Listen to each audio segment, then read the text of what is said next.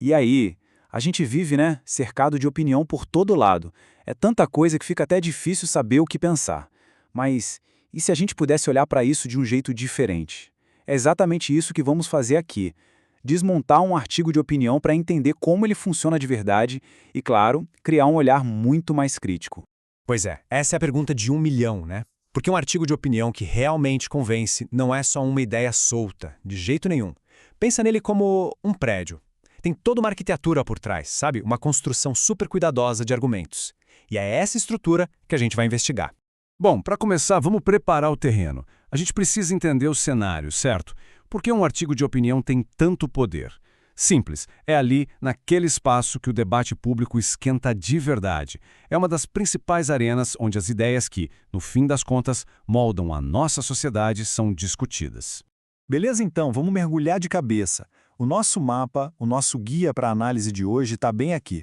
Cada um desses pontos é como uma ferramenta nova que a gente vai colocar na nossa caixinha. E vamos começar pelo alicerce de tudo, a estrutura.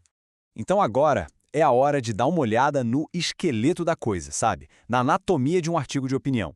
Todo texto que quer convencer alguém segue uma estrutura básica. E, mais importante ainda, ele tem um propósito que vai muito além de só informar. É quase como uma peça de teatro em 3 atos. Pensa só. Primeiro, a introdução chega e apresenta o tema e a tese, que é a ideia central do autor. Depois, vem o desenvolvimento, que é o recheio, onde entram os argumentos e as provas. E por último, a conclusão, que amarra tudo e bate o martelo na posição final. Parece simples, né? Mas é de uma força incrível. E aqui a gente chega num ponto que é fundamental. A tal da função social. Um artigo de opinião nunca está sozinho, flutuando no espaço. Ele foi escrito para causar alguma coisa no mundo real, para iniciar um debate, para cutucar mesmo, sabe? Para pressionar por alguma mudança. Ele sempre tem uma missão. E olha só como isso se conecta direitinho com o nosso material de base. O terceiro ponto ali fala exatamente sobre isso, a importância de observar a estrutura do texto e a função social dele. Pronto, já temos os 2 primeiros pilares da nossa análise. Beleza, a forma a gente já pegou. Mas, e o conteúdo? Do que esses artigos falam, afinal? Geralmente, eles não têm medo de polêmica. Eles mergulham de cabeça nos assuntos mais importantes e, muitas vezes, mais espinhosos da sociedade. Pode ser sobre política ambiental, economia, até os dilemas da tecnologia como inteligência artificial, justiça social, saúde pública. Tá tudo lá. O artigo de opinião é tipo um campo de batalha mesmo, onde as ideias que vão definir o nosso futuro se enfrentam. É uma conversa muito séria. E essa citação resume perfeitamente o objetivo. A sacada não é só saber que esses assuntos são discutidos. O pulo do gato é entender como essa discussão acontece. Qual é o ângulo? Que tipo de argumento está sendo usado? É aí que a nossa análise fica realmente interessante. Ok, vamos dar um zoom agora. A gente já viu o quadro geral, né? Uma estrutura, os grandes temas. Agora chegou a hora de pegar a lupa e olhar bem de pertinho para as ferramentas do autor. Para as escolhas de palavras, para as técnicas, para tudo aquilo que faz um argumento colar. E o nosso mapa não nos deixa mentir. Ele aponta exatamente para a nossa última ferramenta, analisar a linguagem e os recursos de argumentação. Bora ver como é que isso funciona na prática? Todo autor, na hora de escrever, faz uma escolha.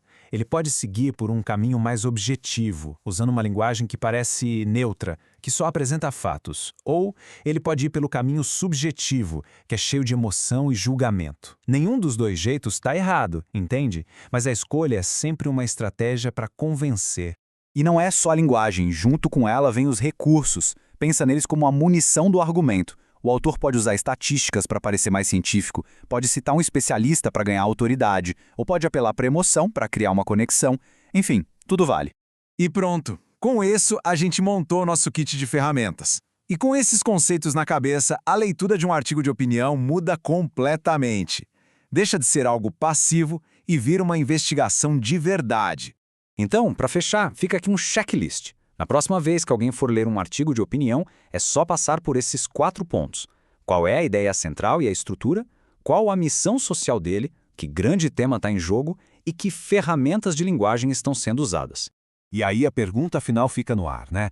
Agora, com todas essas ferramentas em mãos, qual vai ser a primeira visão de mundo, o primeiro texto a ser analisado com esse novo olhar? A leitura crítica de verdade começa agora.